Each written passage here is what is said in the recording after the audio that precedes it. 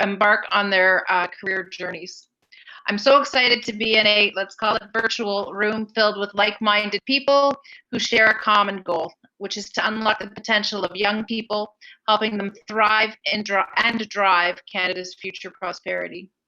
Young people have the confidence, capabilities, and inspiration to reimagine the way our country works and to chart a more prosperous and inclusive future for us all. When young people succeed, we all win. As parents, educators, governments, youth services organizations, employers, and the society at large. The RBC Future Launch Program is acting as a catalyst for change.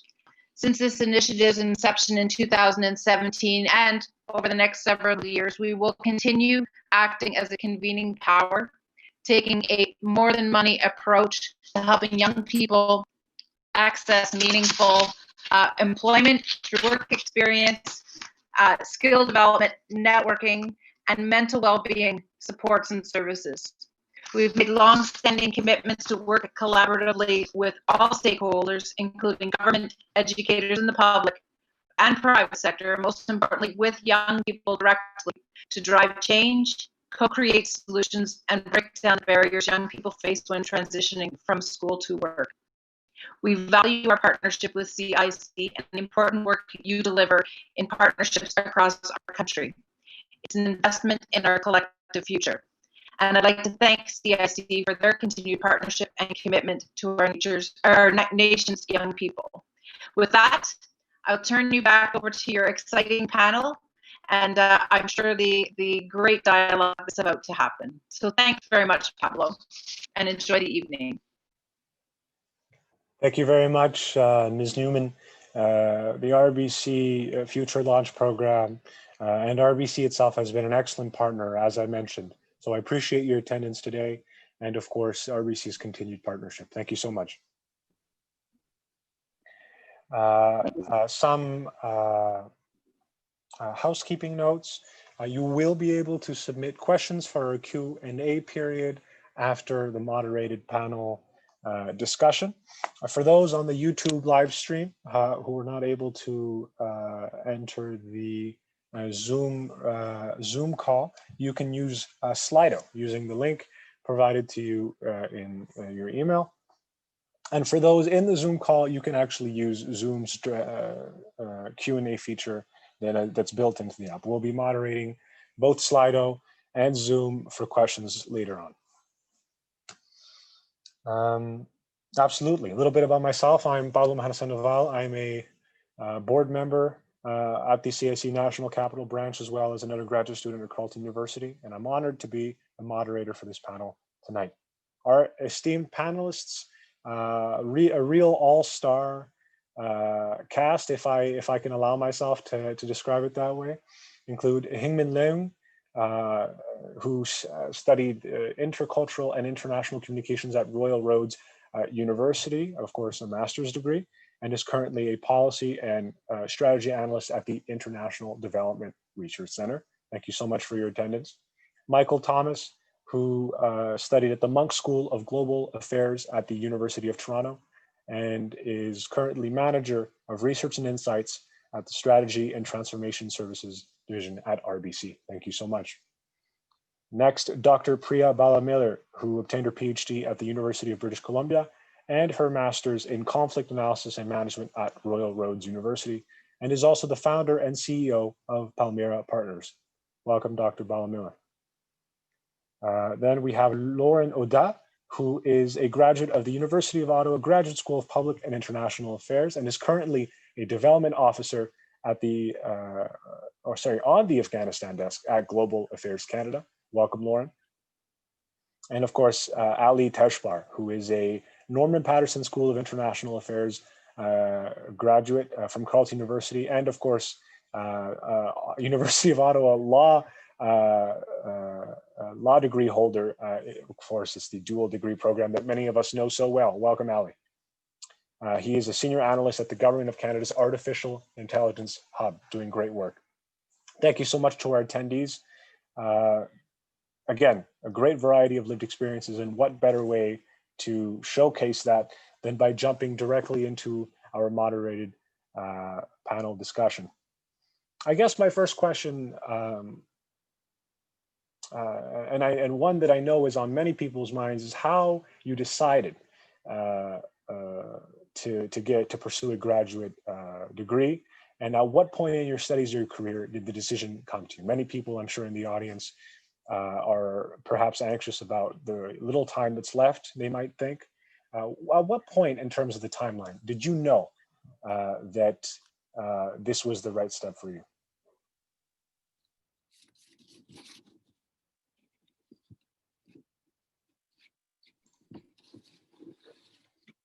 Thanks, Pablo, for the question. I think that's one that I can take. First of all, thank you so much for having me in this discussion. It's I'm very pleased to participate and also learn from others from this panel, and I'm very much looking forward to the conversation that we're going to be having. Now, in order to answer your question, I think I need to tell you a little bit about my background and how I got to where I am now, and when I got to the point of deciding to pursue graduate studies. So a long time ago, I did my undergraduate at the University of Waterloo. It was a joint Bachelor of Environmental Studies, and through that process, I was part of the co-op program, and I was able to gain a lot of experience at different levels of government. So through the co-op program, I worked at the federal level, at the provincial level, and ultra-local level at the city. And this gave me a really good look at what kind of work there is in government in different levels, and also in the environmental field. So my undergraduate was also, as I mentioned, a joint degree. So I also studied music, and I did some research on environmental activism and music. And that was actually the start of my interest in the place where science and policy meet. So when we learn things through science, how do people actually change their behaviors, and how does that actually turn into policy? And through kind of that thread, and because of the co-op program, I was able to be bridged into Environment and Climate Change Canada, into the domestic waste division. So I became a program officer there, working on domestic waste policy. And slowly through that process, because Canada also has international agreements on waste with other countries, for example, through the OECD and through the UN, I started working on the international file as well. And through that process, actually became a bit of a subject matter expert on waste policy. And that's when I started working more with international partners and thinking, oh, there's a big world out there. And Canada has a big role to play. And then I was thinking about what next. So from my undergraduate until that point, it's been about 4 or 5 years had passed since I graduated. And that's when I started thinking about where to go from there. Do I keep on this waste file, keep working internationally? Where can I go from there? And I started looking at the jobs that are available in waste policy and international work. And that's when I started thinking about doing a graduate degree, because if you look at any of the jobs that are posted on at the OECD or at the UN, it's standard. Everyone needs to have a graduate degree. And even if I were to pursue something in Canada, the kind of jobs that I was going for also require a graduate degree. And so for 4.5 years after graduating from my undergrad was when I decided, okay, to go to the next step, I'm going to need something else. Absolutely. So there is a gap between your undergraduate degree and your graduate degree following a work period. Dr. Bala-Miller, Priya, I should say, My understanding is that you went directly from your undergraduate degree to postgraduate studies. How was that for you? Yeah, so no, I'm happy to follow along, and maybe I'll follow Hingman's lead in giving just a little bit of context before I dive into answering that particular question. So first, I'd like to again echo Hingman's thanks to the CIC and especially to Pablo for this kind invitation to participate in this exchange. I'm speaking today from Vancouver, which is the traditional and unceded and ancestral territory of the Musqueam, Squamish, and Tsleil-Waututh people, and I'm very grateful to be here to speak to you from Vancouver. Now, my own journey over 15 years in terms of completing 3 graduate degrees was far from straightforward. So there'll be no surefire recipes for thriving and surviving grad school for me, I'm afraid, but I do hope that sharing some of the things that I stumbled upon may help others that are also thinking about graduate school. And as Linda mentioned, I think it's a really interesting time to be thinking about this question and thinking about higher education. And my personal belief system really views education as a right, but I think as history teaches us, education systems themselves are tools that can be used for privilege and a lever through which we gain power and influence. And at times, these tools can be, blunt and benign, but at other times, it can be quite pointed if Canada's history with residential schools serves as any indication. So I think, collectively, all of us on this call today are a fairly critically engaged and educated audience, and therefore somewhat a privileged audience. So my hope really in sharing some of my personal journey is that our discussion leaves you with a widened sense of curiosity about the values and the why questions that are prompting your interest in pursuing graduate school. That real sort of introspection on the why question is something that I felt I didn't really receive much guidance on. And so really a lot of my remarks are framed around prompting those why questions among this really wonderful audience that we have with us today. So to come back to your question, at what point did I really consider pursuing graduate studies? And unlike Hingman, I fell into graduate school quite quickly after my undergrad. And well, I can't really point to a specific moment when I decided to go to grad school. I was raised by my mother, who's a university professor and a single parent, who in the course of my upbringing moved me and my siblings across 3 continents. And my mother's stories brimming with the kinds of hardships that are born out of the necessity to overcome sexism, racism, and a whole other host of injustices. And through it all, even as a young child, I knew it was her education, a PhD in Commonwealth literature with a specialization in Nigerian playwrights. You can't get more obscure than that, particularly in the 1970s when she did her PhD. But it was that sort of access to education that provided her with a sense of independence and agency to overcome these hardships. So education in this sense too can be really powerful. And this was something that was really palpable to me at a young age, was that if I was to do justice to my mother's journey and the sacrifices she made, I would need to go at least as far as her, educationally speaking. So I was really raised with education as a value and a pathway to overcoming hardship. And so when I finished up my undergrad, half a year early, gap year was just not on the cards for me. I had to either be working or be in school. And at that juncture, I was offered a 6-month paid internship with the UN Environment Program in Paris, and I jumped at the opportunity. And in the space of those 6 months, I realized my heart was not invested in going to law school as I'd intended. And there are many students that I've spoken to over the years that have their hearts set on a particular trajectory, and then life throws you a curveball and you do something completely different, and that's okay. And so after that internship, I was offered in quick succession a job with an environmental consultancy based in France, and then with a rights-based NGO in London. And so instead of law school, I knew I had to do some kind of graduate school. I enrolled in a master's in conflict analysis and management at Royal Roads with a specialization in political, ethnic, and security issues. And it was a brand new program, and there was a lot of growing pains, both for faculty and students to work out. And I was one of the only 2 students that actually entered that program fairly quickly after undergrad.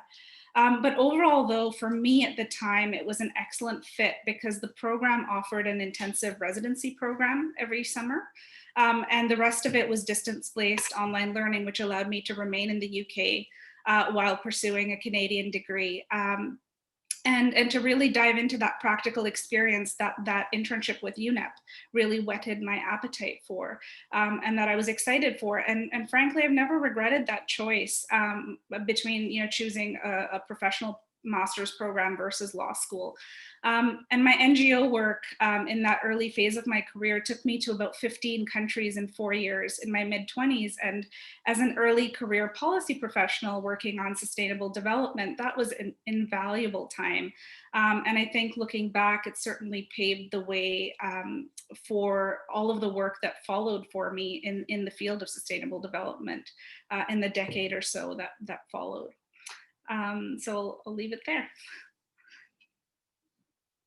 What a fascinating trajectory. Thank you so much, Priya. I believe the next question could be a fascinating, an equally fascinating opportunity. This is something that's been on my mind as an undergraduate student and on the minds of a lot of my colleagues and friends. Essentially, where to go, what to choose. You sort of touched on that, Priya. What factors, and this is of course a question to the wider panel, what factors just helped you decide which graduate program to attend or to pursue?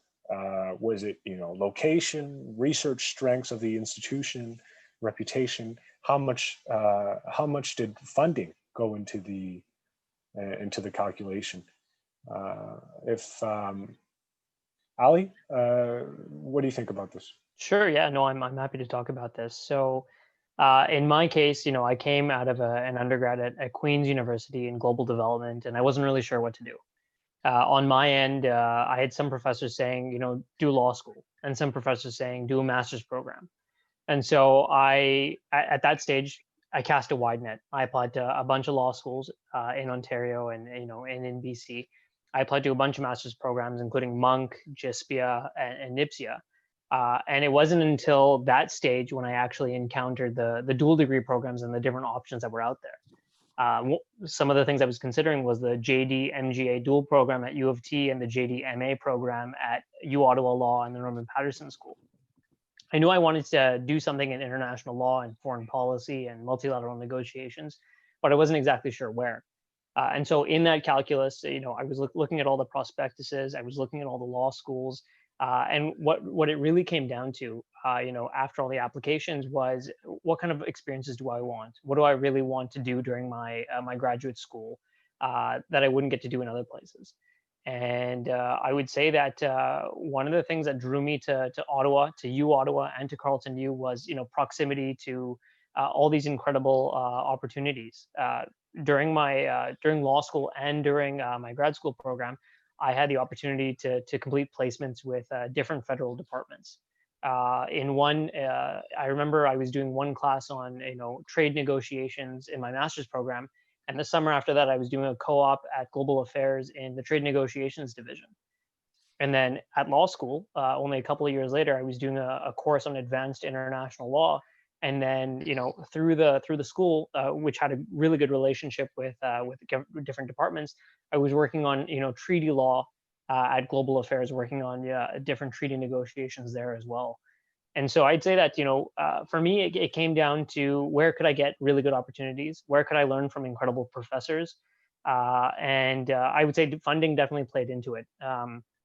Through the JDMA program and through all these different applications. I did compare the funding packages, and so I'd say it was a combination of things. U-Ottawa and Carleton did offer the most in terms of scholarships, but it also came down ultimately to the types of experiences I wanted in law school and in grad school to build my expertise and experience in foreign policy and international affairs. Very interesting, and I imagine many people can relate to various parts of that. Michael, how did you come to choose the University of Toronto for your studies? What went into that decision? Yeah, sure. I can certainly speak to that. Then I want to start off by saying thanks, Pablo, for moderating this, and thanks to the CIC for putting this together and having us here. I really appreciate it, and I think this is going to be a very good discussion. So in terms of my my decision to go to U of T and to study at the Monk School, a few things factored into that.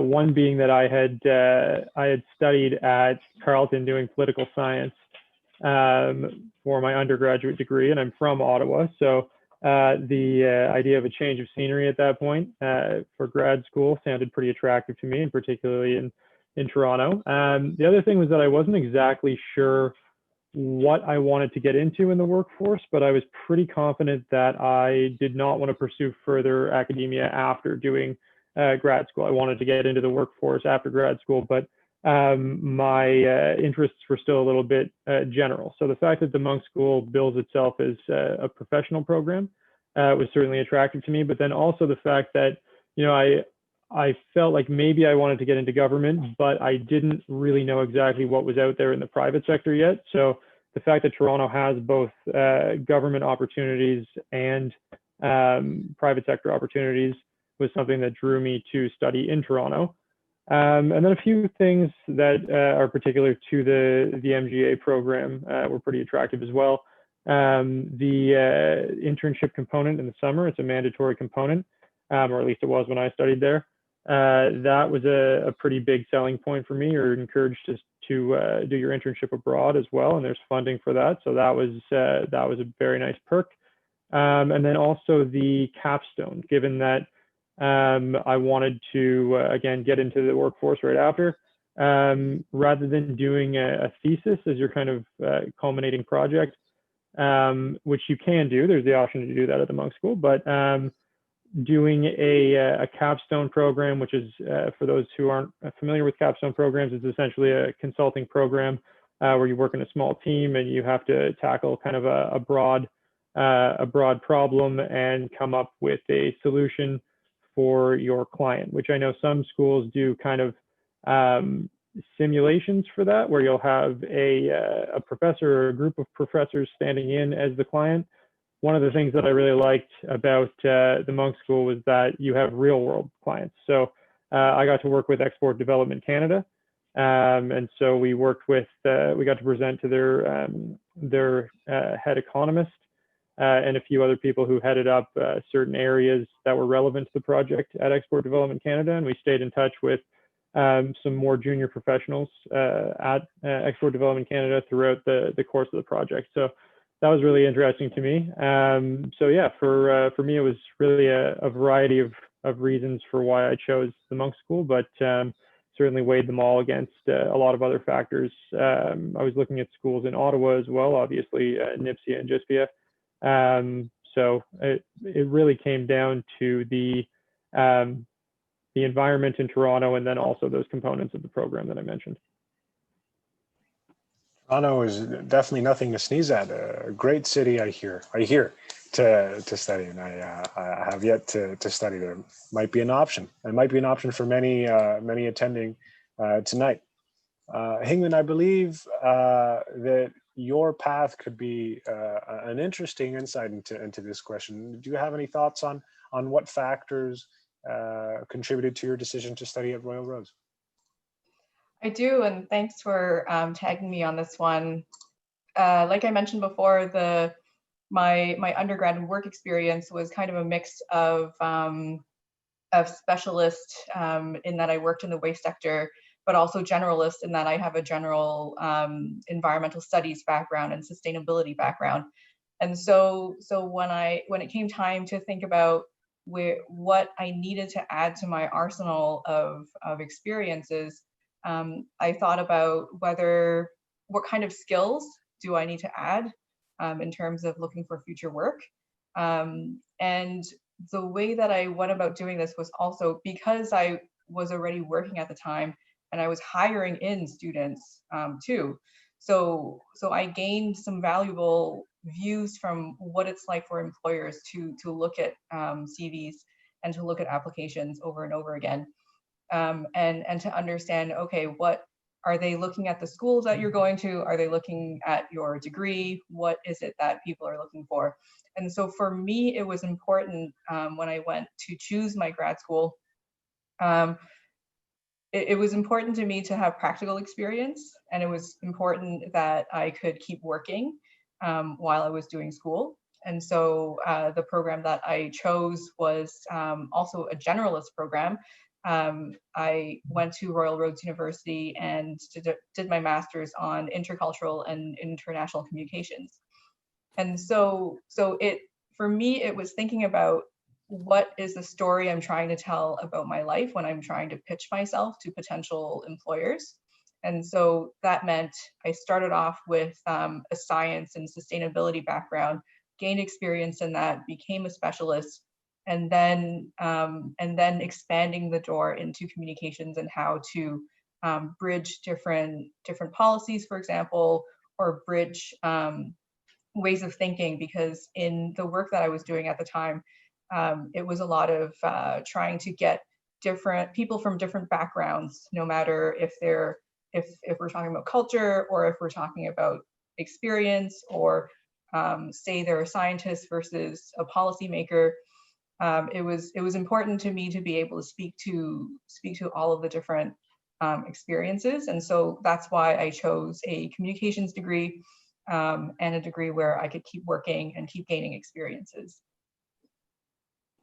No, that's very interesting. That of thinking about the personal narrative that you would like to build on through graduate studies. That's fascinating. Thank you so much, Hingman.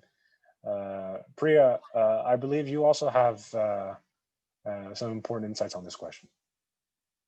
Thank you. Yeah, I'd really like to pick up on something that both Hingman and Michael noted. So obviously, one sort of way to weigh up your options is looking at a professional master's versus a research master's. That's a really important set of factors to consider. And then the second part of that that Hingman mentioned is, whether you want to be a generalist or a specialist. And I think that's a good 4x4 matrix to kind of give you some options when you're trying to weigh up different schools. And I can just share how some of that played out for me. So I finished my master's. My research was very practical project looking at coltan mining in the Democratic Republic of Congo in the early 2000s. And it was when, blood diamond was a big deal. Probably a lot of the younger millennials won't know what I'm talking about, but it was a famous Leonardo DiCaprio movie.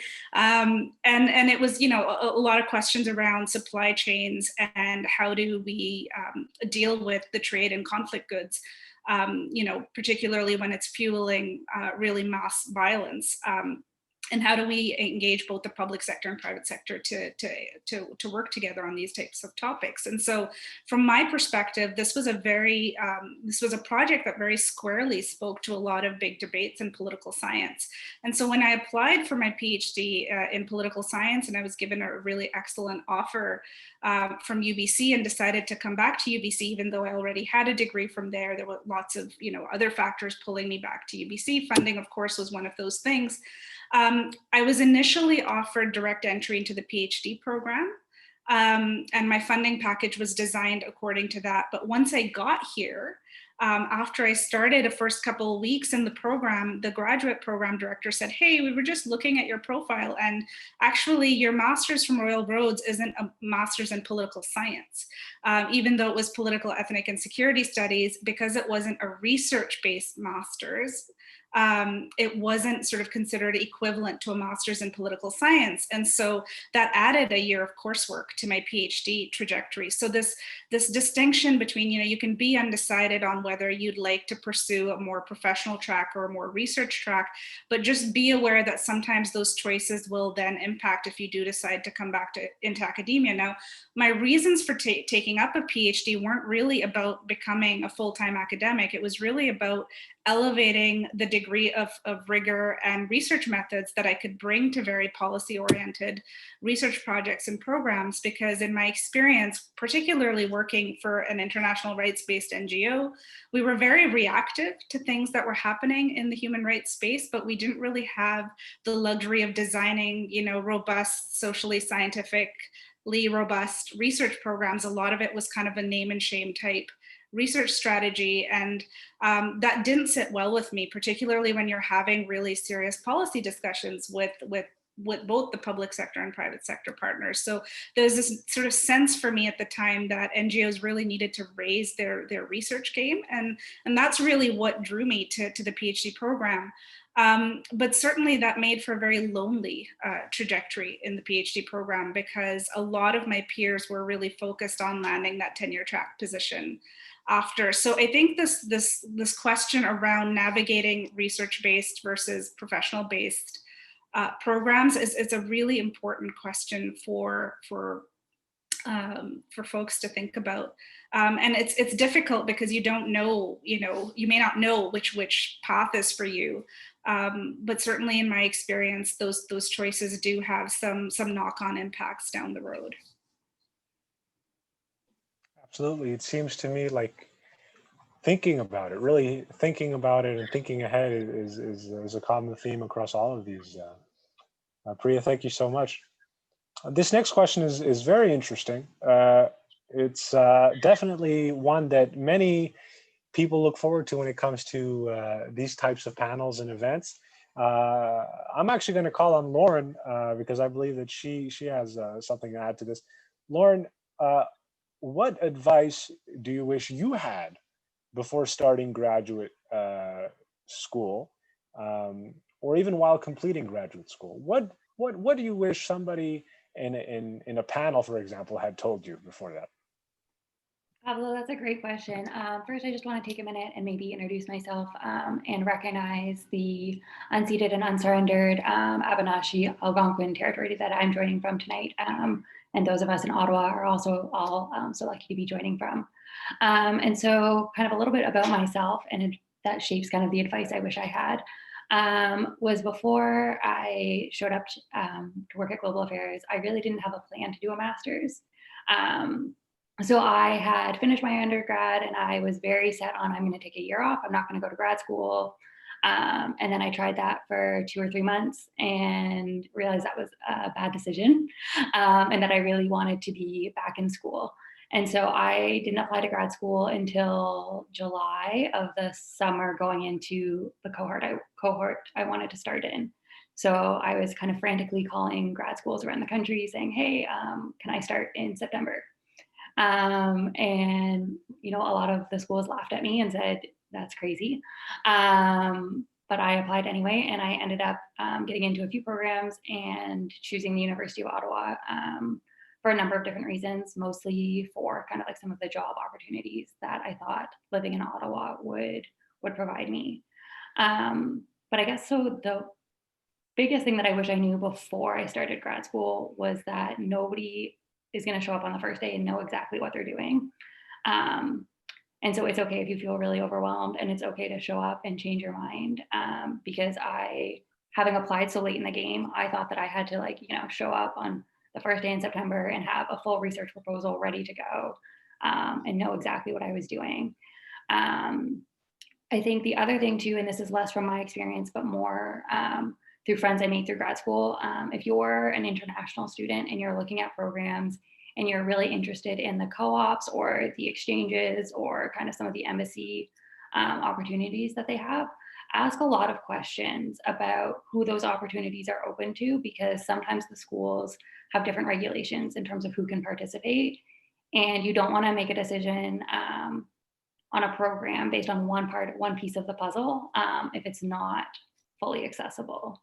And I know going through my grad program, it was a wonderful program that had a number of great exchange programs or co-ops, but unfortunately they weren't accessible to everybody based on being an international student or different factors. And so I think knowing that in advance is really, really helpful. And then once I showed up in grad school, I think knowing that everybody was overwhelmed and finding a few friends kind of like share that with was because it's easy to go to class and think that everybody, based on how prepared everybody seems, that everybody's feeling a little bit overwhelmed. If you don't do all the readings, you're not the only person in the room who maybe missed one, and that's okay. And it's okay to have a life outside of grad school. So I worked full-time and went to school full-time, which I wouldn't necessarily recommend, but having kind of some activities outside of my school life to balance, and like meeting people who were thinking about things beyond just the readings that we were doing in grad school was really helpful for kind of having, especially when you're talking about policy, having a more well-rounded kind of understanding of the conversation. Absolutely. Like in all things, balance in grad school. Absolutely. Thank you so much, Lauren. Michael, what advice do you wish you had been given before starting at U of T? I think one of the things, and this might take away some of the romanticization of graduate school that I know I had before entering, and I think some others may have as well, is do as much financial planning as you can beforehand. If you are self-financing your degree, it can be a huge investment. So just know kind of what you're getting yourself into. Look at, what the actual tuition is going to cost, and look at, what if you're not going to work during the 1 or 2 years or however many years you're going to be in grad school for, then look into, what the cost might be of not having an income during that time, and just plan accordingly. If that means, looking for as many scholarships as you can, that's great. If that means, delaying by a year or considering doing degrees that are maybe have lower tuition, I think that's also an important consideration. But I think just, planning as much as possible is very important, and it's something that I wish I would have been told a couple years in advance of grad school. In terms of good things to know for when you're actually going through grad school, I know for me, a really exciting thing was some of the extracurriculars that are available. You can get involved in a lot, especially with some of these programs like the MGA, or I know NIPSI is like this too, where you have a cohort of 80 to 100 people. So there are often a lot of groups that pop up, or activities that you can get involved in that are either related to your studies or unrelated, and more of a social kind of activity.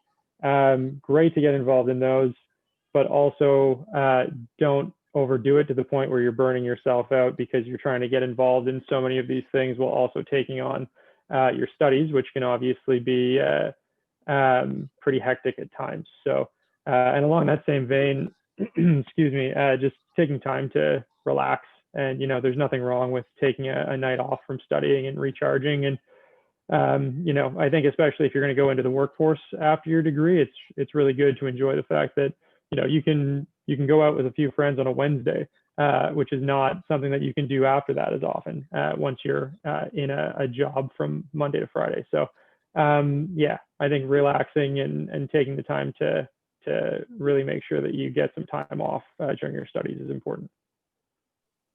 Absolutely. Reminds me of a saying that I learned from a meme.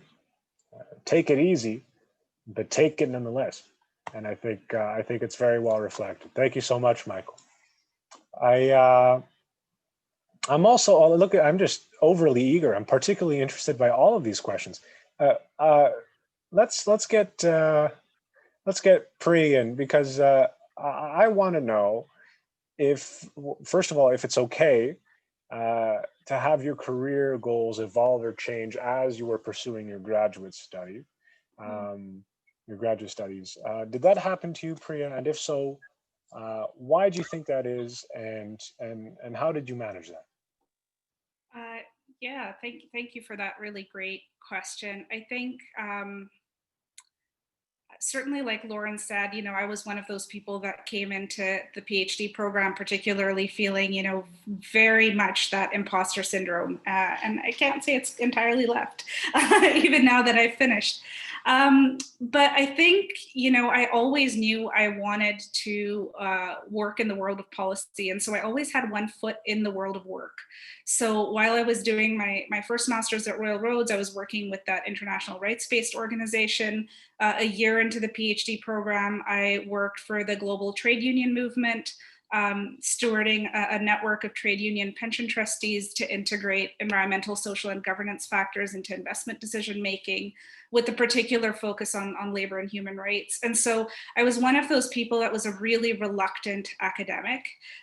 So in that sense, I don't think my career goals really evolved or changed, but I think I wish I'd paid more attention to what I wanted out of the PhD program while I was going through it. I think, there's a really high degree of peer pressure in competitive schools.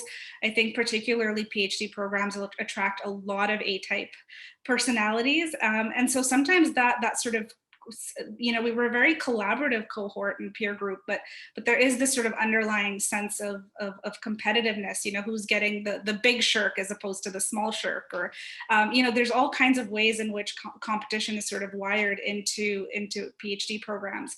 But I think what was really clear for me, what was clarifying going through the PhD program, is I was really clear I did not want to teach. I had that instinct about it when I started the PhD program, but then, part of your funding is through TA-ships, and I loved my students, but I was a terrible teacher.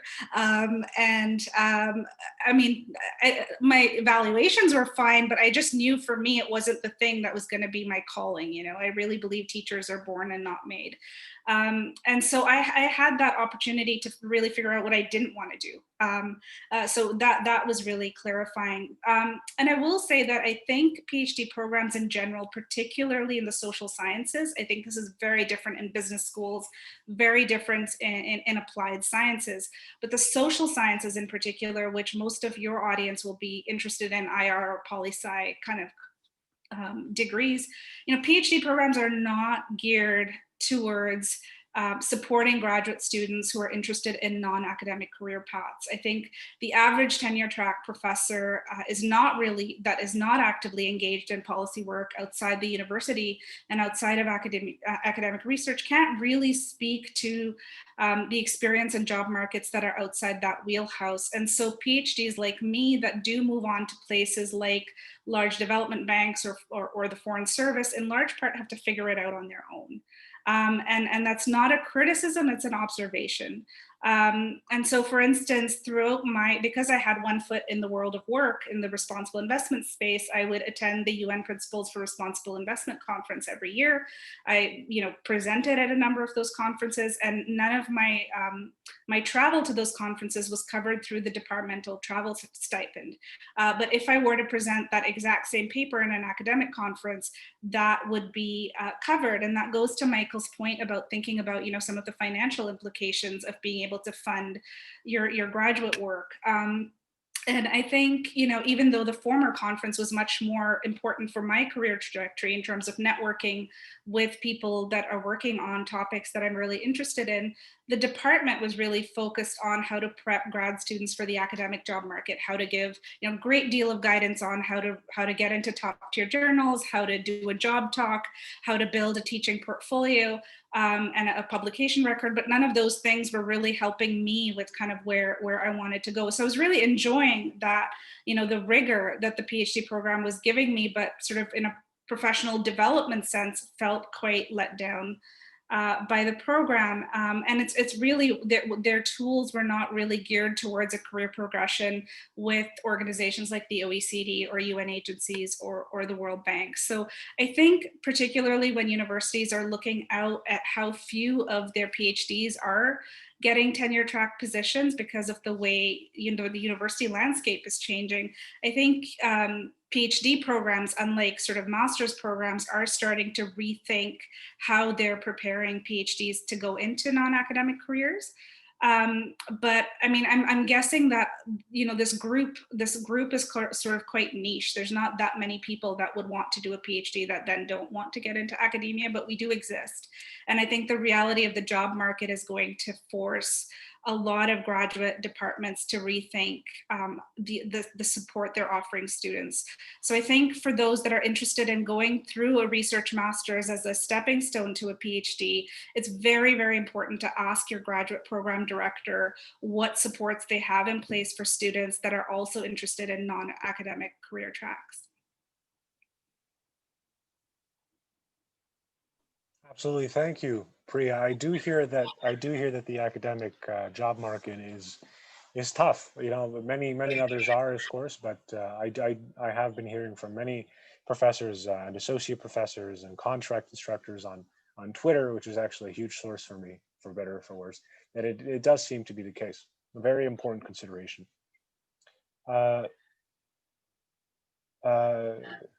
Michael, I'm interested. You mentioned the public-private sector divide in your decision to study in Toronto specifically. How did your career goal? How did your career goals evolve when you were studying in such a private sector city, let's say, like Toronto, and at the University of Toronto? Yeah, I think that's a good characterization of Toronto, particularly in comparison to Ottawa, which is where I was coming from. In Ottawa, I think can definitely be considered a government city. So government was sort of what I had my eye on. I wasn't set on that. I did want to explore the job market in the private sector a little bit, but when I went to do my graduate studies, I kind of assumed that I would end up getting into a role in government or politics after graduating. But I mean, just being in Toronto and being in a program that is fairly generalist, at Monk, they really do try and expose you to a lot of different career paths. There are a lot of generalist students who take the program, myself being one of them. So that allowed me to kind of become exposed to a few other fields. One that I kind of really stuck with was global capital markets, and that flowed out of an interest in global political economy coming out of my undergraduate degree. And then, you know, through my internship program, I focused a little bit more on business. I was at the Thai Canadian Chamber of Commerce in Thailand, so that gave me a lot more exposure to that world. But yeah, just being in Toronto and being around the private sector a little bit more was a big eye opener. I mean, I never really thought that there were roles at banks that were suited to people with a background like mine. So that was interesting. I certainly never pictured myself working at a bank, but yeah, today, I mean, I'm working at RBC, and I know upwards of 15 people who came out of the same program as me, who work at RBC as well, and I know several others who work at other banks. There are a lot of roles that are well suited to people with international relations backgrounds, who have more, you know, qualitative educational backgrounds, whereas I had kind of thought that banking was for people with more quantitative backgrounds. So yeah, just kind of getting that exposure to different aspects, different avenues in the workforce was something that kind of veered me off of the path that I sort of thought I would be on after graduating. That's very interesting. I grew up in Ottawa for the past 10 years or so. So government was and perhaps still is the main target of mine. And I'm sure that this applies to other attendees tonight. Definitely important to check out other sectors. Thank you so much, Michael. And of course, this brings us to a discussion about the roles that we currently occupy, that you currently occupy as panelists. Hingman, how did you end up working with the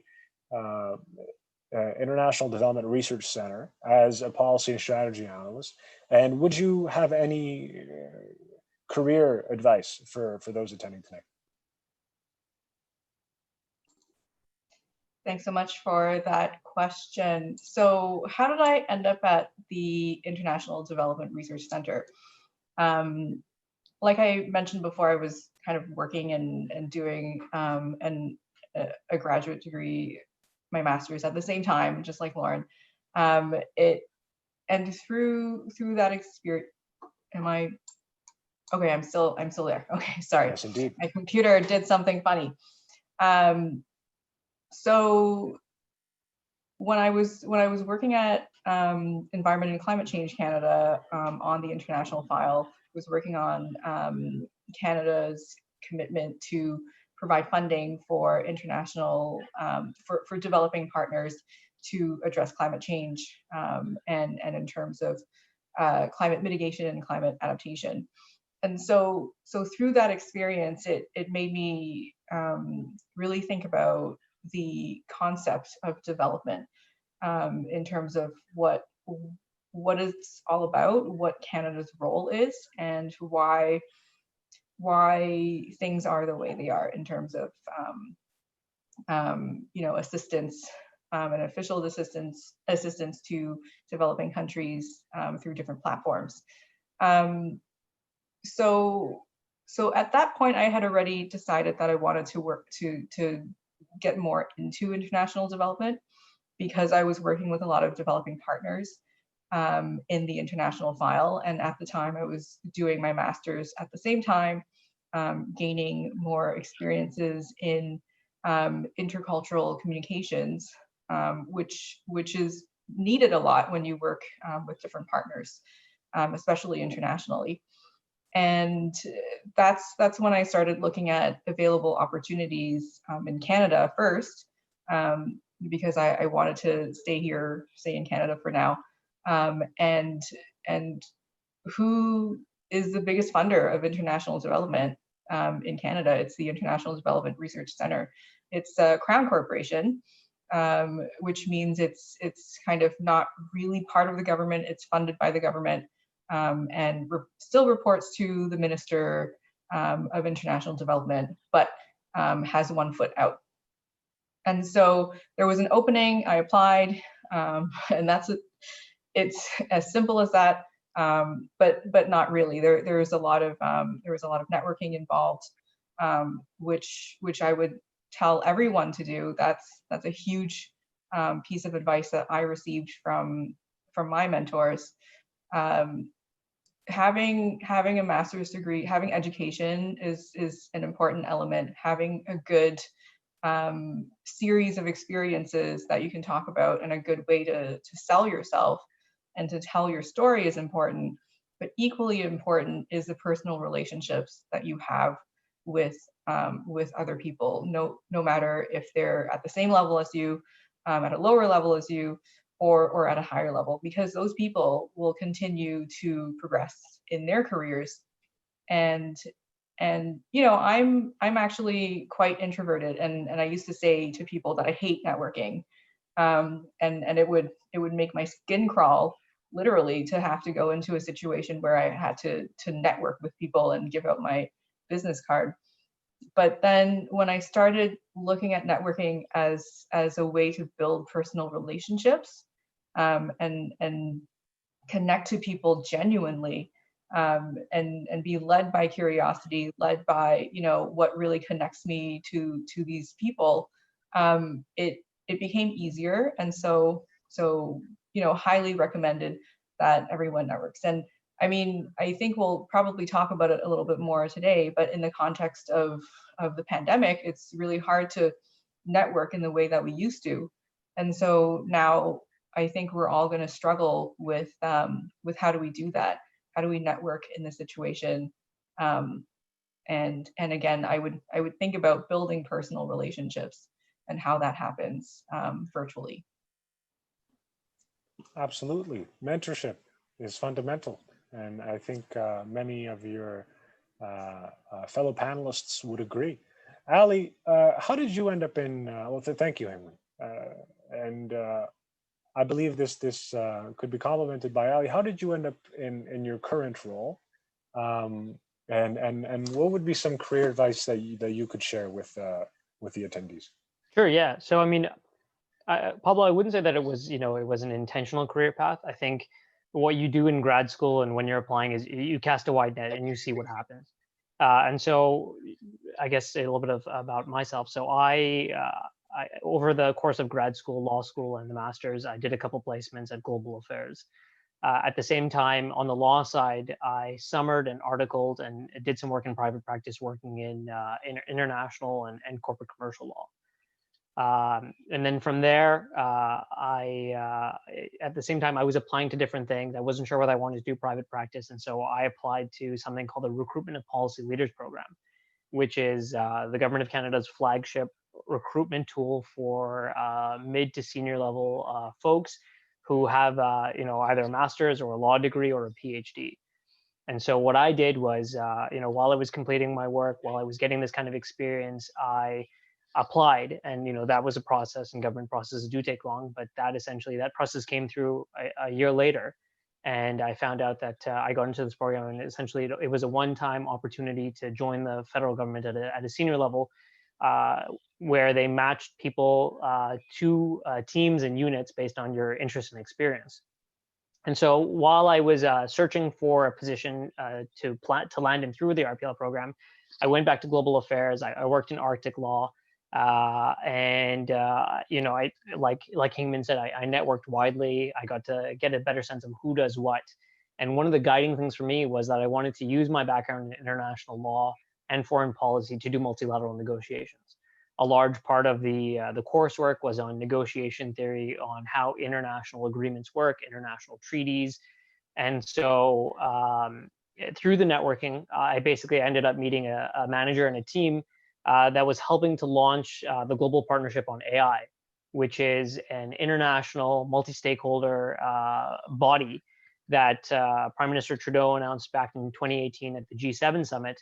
And essentially, the team that hired me was looking for someone with that kind of background, with an international law background, with a foreign policy background, someone who had experience in multilateral negotiations to help get this off the ground.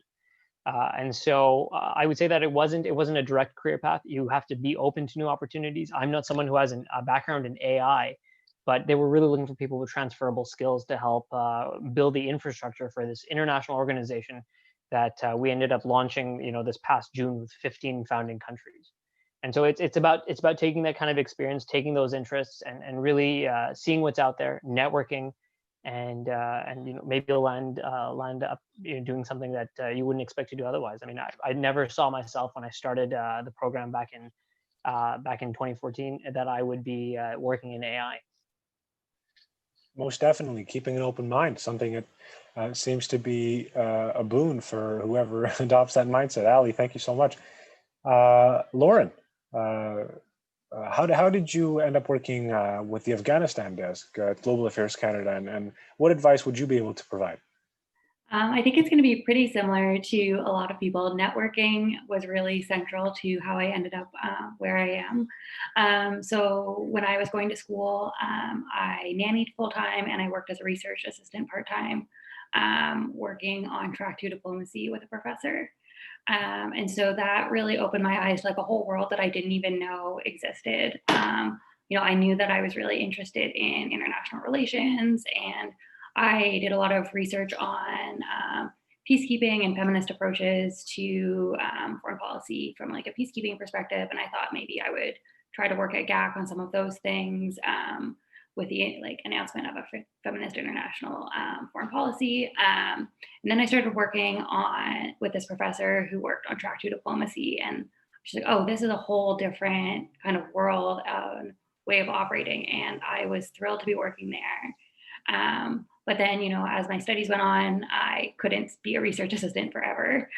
So I, was networking the whole time, and then got my foot in the door at Global Affairs working on food security, which was, really interesting. But I worked with a team that did a lot of agriculture policy, which was, again, very interesting, but not necessarily, I wasn't getting the same kind of engagement or interest at a personal level that I had when I was working on some of these kind of track 2 diplomacy issues or peacekeeping issues that I had engaged in when I was in school. So I started reaching out across the department, and through connections that I had made with my graduate program, I was connected with somebody who was looking for a student on the Afghanistan team. And I was still in school working on my research paper, my major research paper. So I was able to join them as a student for quite a while. So about a year, I worked with them as a student. And then once I finished my degree, I transitioned into a full-time role, taking over our health programming. Absolutely. Very, very varied approach. And Global Affairs Canada is an exciting place to work, I hear. That's excellent. I do believe, thank you, Lauren. Sorry, I hold the thought in my head and I forget to vocalize it. I do believe that we've reached the end of the moderated section of our panel. So I have the pleasure of turning the floor over to questions directly from the audience, either on Slido or on the Q&A function here on Zoom. So if you do have a question, please submit it through one of these channels. For those in Zoom, feel free to use the Q&A function. We actually did receive one from a very eager attendee some days ago on a transition from journalism, from her career in journalism due to the worrying state of the industry, into perhaps studying international affairs and using narrative tools and narrative to their advantage. And of course, while working in the field of international affairs. Hingman, I believe you mentioned narrative already. So what advice do you have to this particular attendee?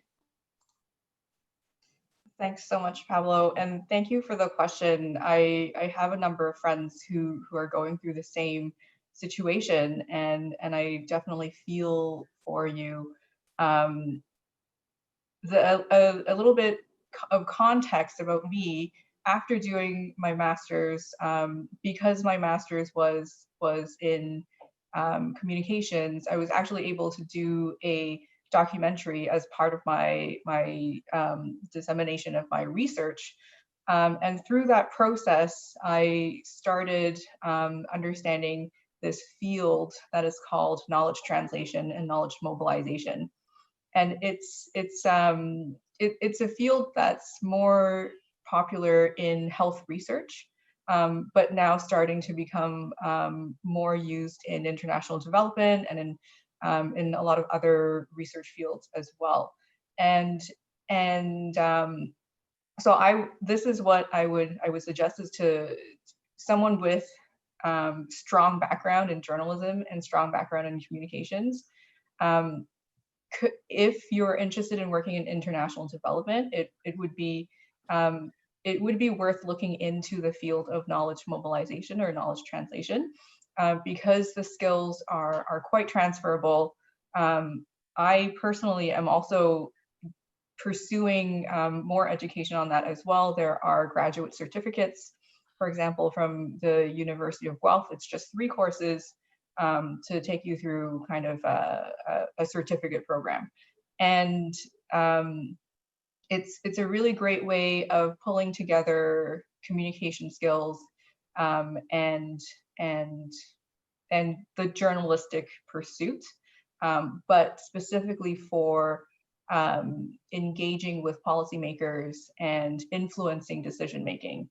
And so I think of it as engagement and outreach for the purpose of linking research into practice and influencing behavior change. And so it's a practical application of the skills that you would already have from journalism. That is fascinating. Could you repeat just to make sure that the questioner got it, what certificate or avenue that was, Hingman? It's the graduate certificate in knowledge mobilization. It's from the University of Guelph. That sounds very interesting. Thank you so much.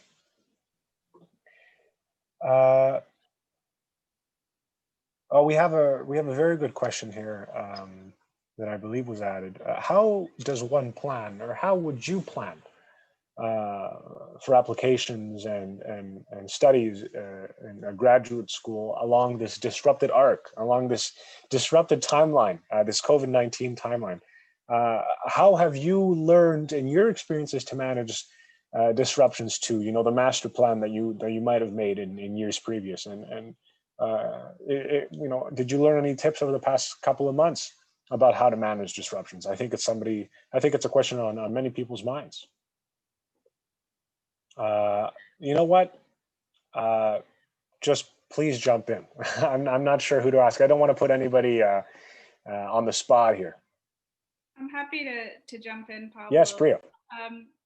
So, I really think in this COVID context, students have a lot more at stake. I mean, we're really looking ahead to a tanking global economy by many measures, and that's likely going to have tremendous impact on the job market in the months and years ahead. So it's really, really important to do your homework. As sort of a closing recommendation, I really encourage folks to watch the economist Scott Galloway's interview with Christian Amanpour on PBS recently, where he's talking about how universities are really going to become the walking dead in the COVID-19 epidemic. And it's quite a stark economist perspective on why that is. And just by way of context, Galloway is a former Silicon Valley runaway who's now a professor of marketing at NYU Stern School of Business. And he really believes that a North American post-pandemic future will entail really interesting partnerships between the largest tech companies globally and elite universities. And I think Galloway's points are really important for students considering grad school, because you have to try to start to look at where some of the headwinds are in how the global world of work and equally the world of education is going to change. So what do partnerships between global tech companies and university mean for the education landscape and choosing a grad school? Well, I think according to Galloway, a lot of these partnerships are going to allow universities to expand enrollment exponentially through hybrid online offline degrees. So a lot of us talked about experiential value in that grad school trajectory, and it's likely that trends are showing students are going to really be able to benefit from these online offline hybrid programs with some game-changing impacts for affordability and value. But he also predicts hundreds, if not thousands, of sort of mid-tier universities, particularly in the States, maybe less so in Canada, are really going to go out of business because, and the ones that remain, the really elite universities, the Harvards, the Yales, the Ivies, are going to be really primarily for the children of the 1%. Because if you look at the value proposition of luxury universities, those are not really inclusive value propositions from an economic lens. So should you be one of these students that's really chasing an elite grad school experience, your peers are going to be the 1%. So what does that mean for considerations of rising income inequality, for how we're going to tackle climate change? What does that mean for your learning cohort? I think these are equally important questions. We're looking at university rankings as a big metric for why we choose a school, but think about your peer group as well, because your peer group really influences how you're going to learn, and the composition of that peer group is going to dramatically change in a COVID context. So I think, these partnerships are going to really accelerate access to quality education for many, but it's also fundamentally disrupting a model of education that's built on face-to-face pedagogy, right? So students looking ahead to grad school are also going to be co-designing, co-learning, co-experimenting with faculty and administrators who themselves really don't know a lot. I mean, like some people are really adjusting very well to online delivery, but a lot of faculty are not. I mean, I've heard through the grapevine faculty are griping about how they're going to pay for a new ergonomic chair to be able to teach students from home. So people are coming into the education landscape, particularly in graduate programs, with sort of very vastly different top of mind problems that just simply didn't exist a couple of months ago. So I think a lot of Galloway's predictions are going to be tested very soon, and many of you considering grad school are going to be sort of the veritable guinea pigs, and I'm very sorry to say that I don't envy you. But in this time of great experimentation and a new normal, I'd really sort of come back to some of my earlier comments at the start of the call, which is, I think whatever decision you make will be the right decision if it's really coming from a place of self-introspection. So you really have to know yourself, your limits, your capabilities, your wants, to get the most out of this grad school experience in a time of great uncertainty. And I'll leave it there. Absolutely. Absolutely. Very interesting insights, Priya. Thank you so much. We have a lot of questions coming in from attendees. Most popular one by far seems to be about law school. Ali, I think I think this question may be for you. Sure. Yeah. No, so I'm happy. I'm happy to take it. Yeah. So I mean, absolutely. so if I'm being completely candid, I didn't really know about the JDMA program until I was, looking through the different websites, and so I found it and I said, this is fantastic. Like, I can't decide what to do, so why not both? But I'd say I'm gonna I'll give a little bit of advice that I also give to Pablo, who happens to be one of my mentees through the CIC mentorship program, is that do your research. Really do your research when you're applying for schools. Look 2 or 3 years out. Make sure that you are looking for all the prerequisites, all the different things you have to do. For me, I had to make sure that I did the LSAT early enough that if I had to, I could rewrite the LSAT if I didn't get a score that was competitive enough. And then for the master's programs, I found that Monk and NIPSIA and others also required mandatory courses in micro and macroeconomics. And I didn't do my research well early enough, and so I ended up doing both courses in my last semester, cramming it in to make sure that I would be eligible to get in. And that's a mistake that I would recommend that attendees don't repeat. Is do your research, get to know the prerequisites, make sure that you complete them well in advance so you're not rushing. But particularly, sorry, Ali, just to make sure, particularly the question also includes a component about what advantage law school gave you in the field of international affairs.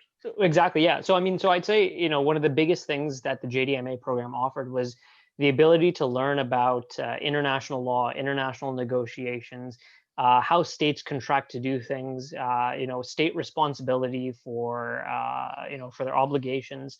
And it was fantastic because I was able to take courses in international law in both schools, from the master's and then in the law school. And it was incredible because it really gave you an opportunity to learn about how, state-to-state relations play in, to foreign policies, the way things work, to geopolitics.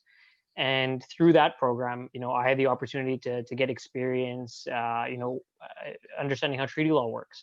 I had the experience to represent Canada at the Arctic 5 meetings, where we negotiated ways to work together with Russia, U.S., and all the other Arctic countries on ways to safeguard the Arctic environment.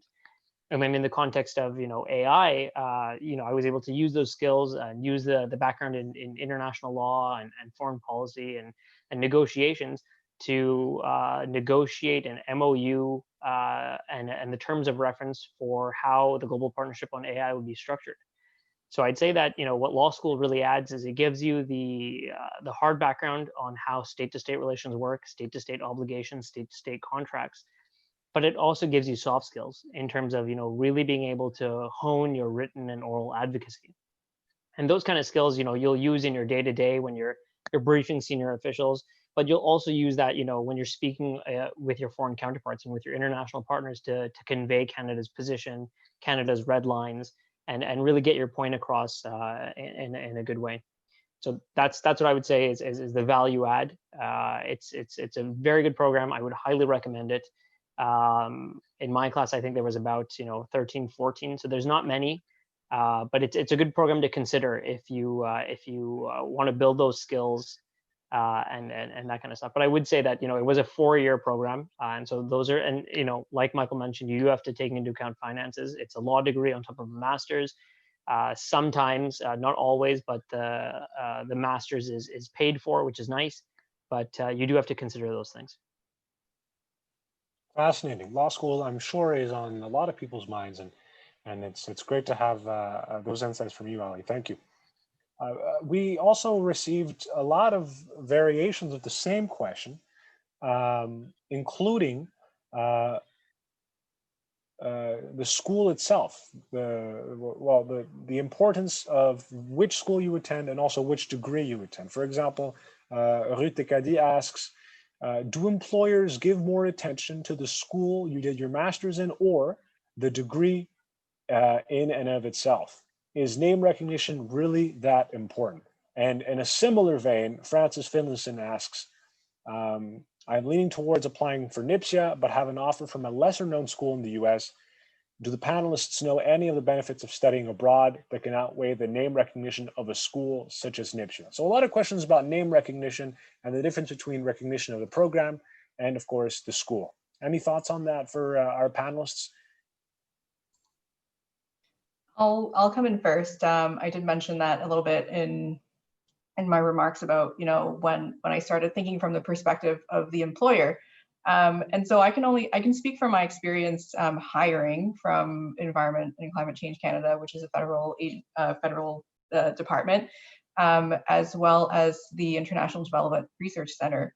And I hate to say it, but people do pay attention to the name of the school and to if it is on your application.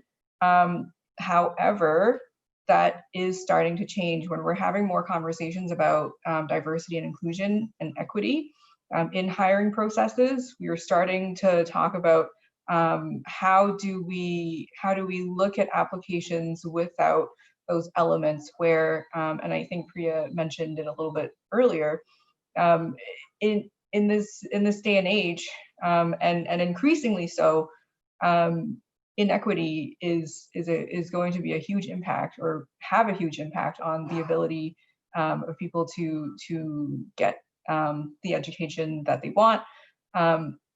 And should that be a factor in who we choose to work in our organizations? And I think the conversations around that are starting to look at how do we work around that? How do we work around our unconscious biases around, you know, are we paying attention to the name of the school? What if we don't look at it in applications? And so even though I think in my experience, I've heard of colleagues who say, oh, this person went to this school, so they must be good. Even though I've heard that, I think it's starting to change, and as people are starting to have more conversations broadly about equity and inclusion, my hope is that will change. Absolutely. Absolutely. Definitely important to take stock of the reality of things and also aspire perhaps to an alternate reality.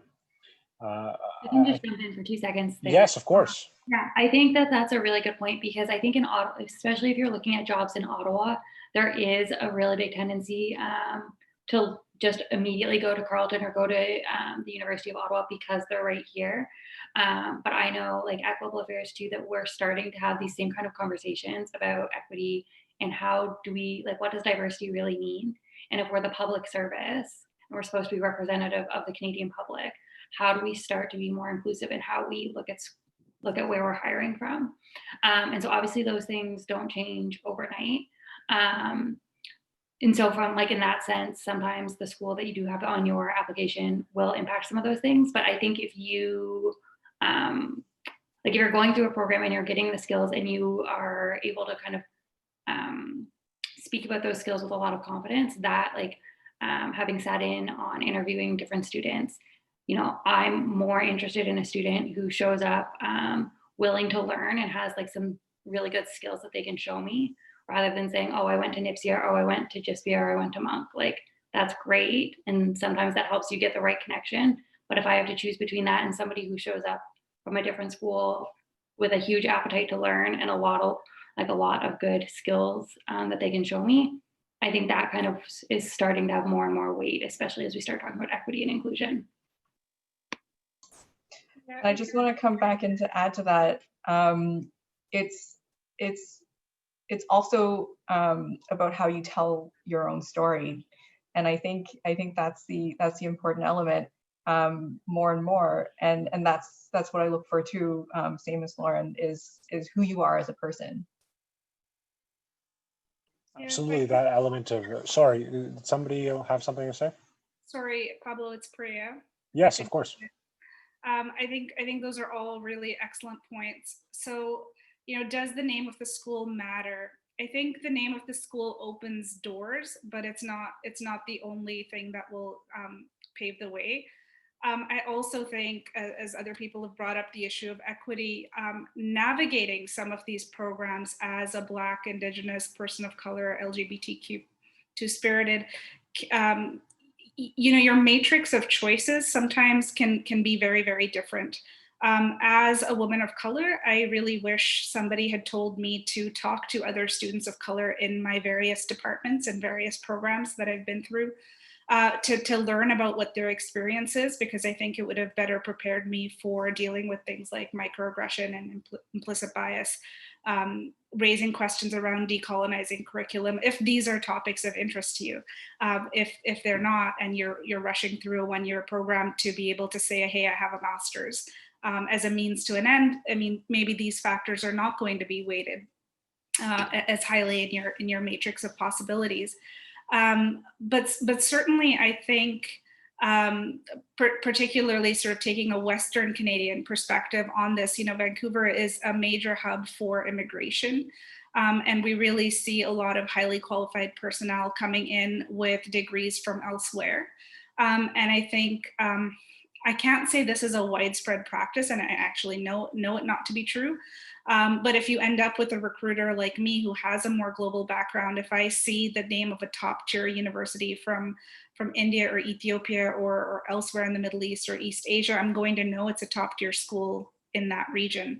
And so I think some of that just really depends on the policy space that you're entering and the institution that you're seeking to gain employment with. So that's all to say, I think on balance, I'm not really sure. School might matter, but it's not sort of a necessary condition for you to sort of gain a foot in the door, as some of my other colleagues have also mentioned. And that just, yeah, for Black, Indigenous, and people of color, you know, sometimes it might not be a top school, but if it has more racialized faculty, if it has more curriculum that's going to speak to your interests and really allow you to shine, you know, those are just as valid reasons than a school's ranking, and you should be completely unafraid to lead with those expectations, because that's really how we're going to get to systems change. Most definitely. Thank you so much, Priya. Maybe I'm trying. Oh, sorry, go ahead. I was just gonna say one maybe final point along the lines of selling your story too. It's don't like apply if there's a position that you're interested in and you think that you're qualified, even if you don't think that you meet 100% of the requirements to do the job, apply and trust in your ability to tell the employer your story of why you deserve to be there, because you do. And it's really, really easy to talk yourself out of applying for things. And it's really easy to convince yourself that somebody smarter than you, or who went to a better school than you, or who had a better supervisor for their thesis than you, is going to apply for a job. But you deserve those positions just as much as they do. So it's really important to just trust in your ability to tell your story and to show that you deserve to be there, because don't count yourself out of any job because you have a value added wherever you decide to end up. Thank you so much, Lauren. And you know what? I think that is an excellent place to leave it for now. We have reached just past 7:30, and I think it's a great place to leave it. As sort of closing remarks, first of all, thank you so much to our panelists for the time that they so generously gave tonight. If we can get some clap emojis in chat, that would be great. Thank you so much, Michael Thomas, Hingman Leung, Ali Teshpar, Priya Bala-Miller, Dr. Priya Bala-Miller, pardon me, and Lauren O'Donnell. Thank you so much. As some closing remarks before you go, dear attendees, I think a common theme, the common themes that we got through this panel event as a summary for your benefit is the importance of crafting a personal narrative, either through your experiences in work or through your graduate studies. Really think about, in terms of career advice, how you can present yourself and tell your story. It's also important to ask yourselves what graduate studies mean to you, what it means in your personal familial history, and how you see it helping you in the future. When choosing a school, it's important to as some of the panelists today said, have a sober look at the importance of what name and program, institution and program could mean, while also making sure that your profile is well rounded out and your narrative well polished to not to go into interviews feeling confident and not, you know, rejecting yourself before you even get your foot in the door, which is something that Lauren said, which I found super fascinating. And another thing that I found shared was the importance of mentorship, of having people that you can trust, that people who have gone through these things before, like these esteemed panelists tonight, helping you in your corner, and somebody that you can talk to and bounce ideas off of. And that's why I would be remiss not to mention the Canadian International Council Mentorship Program. We are entering the 3rd year of its execution. The 2020-21 edition was launched this past week. If you sign up to be a member of the Canadian International Council Ottawa branch, you can participate and have access to, as a mentee, many fantastic mentors, including some of the people on this panel. Some of our mentors include current and past professionals at Global Affairs Canada, former diplomats, current diplomats, academics, other people who worked in the private sector through an international affairs lens. These people are a wealth in our network at the CIC, and I recommend that you take advantage of that through the mentorship program. If you want to check it out, I'm sure that my colleague will drop the link in the chat soon. If not, you can also see the link at the bottom of the description in the Eventbrite page. And that's all for us tonight. Thank you so much to RBC, our esteemed partner in this event. Thank you to our panelists, Michael, Hingman, Ali, Dr. Priya, Bala-Miller. Sorry about that. I really want to say it out loud fully. And of course, Lorna Das for your participation. I've been Pablo Mahana Sandoval, your moderator for tonight. Thank you so much. And folks, best of luck with those applications. Keep your head up and believe in yourselves. Thank you so much and have a great night, folks. Thanks, everyone. Thank you, everyone. Thank you. Thanks all. Thanks, everyone. Great job, Pablo. Yes, well done. Thank you so much. Thank you. Thank you to all of you. Bye.